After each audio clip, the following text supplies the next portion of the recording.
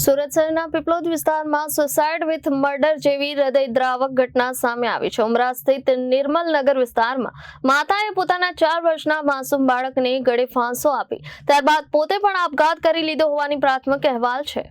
મૃતકોમાં પૂનમ શાહ અને તેનો પુત્ર શિવા શાહનો સમાવેશ થાય છે। બંને મૂળ મહારાષ્ટ્રના હોવાનું જાણવા મળ્યું છે। આ ઘટના સામે આવતા સમગ્ર વિસ્તારમાં ચકચાર મચી ગઈ છે। પરિવારજનોથી મળતી માહિતી મુજબ પૂનમ શાહ 5 મહિના પહેલા અમદાવાદના કરણ શાહ સાથે છૂટાછેડા થયા હતા। ડિવોર્સ બાદ બંને અલગ રહેતા હતા। પૂનમ શાહ પોતાના પિયરમાં પીપલોદ સ્થિત નિવાસસ્થાને 4 વર્ષના પુત્ર સાથે રહેતી હતી। પરિવારનો ગંભીર આરોપ છે કે છૂટાછેડા બાદ પણ કરણ શાહ વારંવાર પૂનમને પરેશાન કરતો હતો અને ફરી સાથે રહેવા માટે ધાક ધમકી આપતો હતો। આ સતત માનસિક તણાવને કારણે કંટાળીને પૂનમે આ પગલું ભર્યું હોવાનો પરિવારનો દાવો છે। આ ઘટનાની જાણ થતાં જ પોલીસ તાત્કાલિક સ્થળ પર પહોંચી તપાસ હાથ ધરી છે। મૃતદેહોને પોસ્ટમોર્ટમ માટે નવી સિવિલ હોસ્પિટલ ખાતે ખસેડવામાં આવ્યા છે, જ્યાં પરિવારજનોનું હૈયાફાટ રુદન જોવા મળ્યું। પોલીસ દ્વારા આ સમગ્ર મામલે વધુ તપાસ શરૂ કરવામાં આવી છે। હું સવારે 10 વાગે ઓફિસે ગયો, 11:30 વાગે ઘરે આવ્યો મોબાઈલ નું ચાર્જર લેવા। તો દરવાજો ખોલ્યો મેં, જાળી વાળો દરવાજો, સામે મારી બેન ને મારો ભાણો બંને લટકતા હતા। બાજુવાળાને જાણ કરી, એ લોકોએ મારી હેલ્પ કરી પેલો લોખંડનો દરવાજો તોડવા।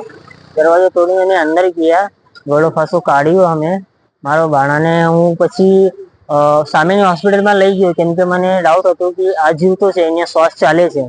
ત્યાં લઈને ગયા તો ડોક્ટરે કીધું કે આને સિવિલમાં લઈ જાઓ તમે। તો પછી અમે અહીંયા સિવિલમાં આવી ગયા। તમારી બેનની ઉંમર કેટલી છે? ભાણિયાની ઉંમર કેટલી છે? શું નામ છે? એનું નામ ડિવોર્સ થઈ ગયેલું છે। નામ છે એનું પૂનમ શાહ, ઉંમર છે એની 24। બાળકનું નામ? બાળકનું નામ શિવા શાહ છે। કેટલા વર્ષનું? એ છે 4 વર્ષનું।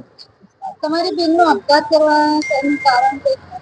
એ રિસાઈને બેસતી હતી, કોઈની જોડે વાત નહીં કરતી હતી। એનો ડિવોર્સ થઈ ગયેલો હતો 1-1.5 વર્ષ પહેલા। કઈ આજે સુસાઇડ થઈ ને 2-3 દિવસથી કોઈની જોડે કઈ વાત નહીં કરતી હતી, એકલી રહેતી હતી। કેટલા સમય પહેલા મેરેજ ને તો 5 વર્ષ થઈ ગયા ઓલમોસ્ટ। કેટલા સમયથી ડિવોર્સ ને 1 થી 1.5 વર્ષ થઈ ગયેલા છે। શું લાગે છે કયા કારણો? કારણ તો હવે અત્યારે હું કઈ નહીં શકું। એકચ્યુઅલી પ્રોબ્લેમ છે ખબર નથી મને। Bureau report Janadesh news Surat.